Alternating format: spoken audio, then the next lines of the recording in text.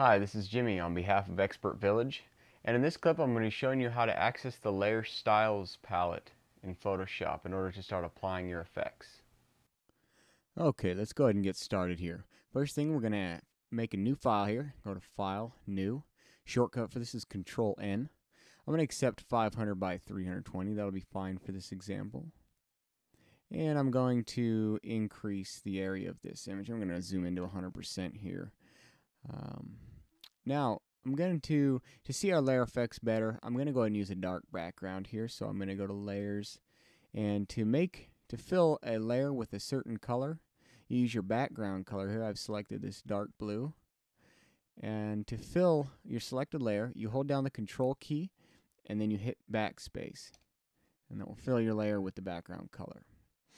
Alright, I'm going to create a new layer for my object. And then I'm going to go ahead and choose the ellipse tool here and create a circle by holding the Shift key. And that should be good for now. Okay, now we need to access the Layer Styles dialog. So we'll get our Layers panel open. There's a couple ways you can do this. One is to this FX button at the bottom here of your Layers palette.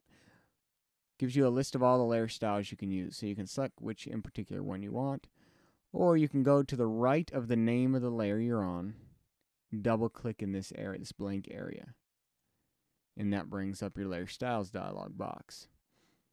And as you can see on the left, you have all your layer styles, and on the right, you'll have options for each individual layer style.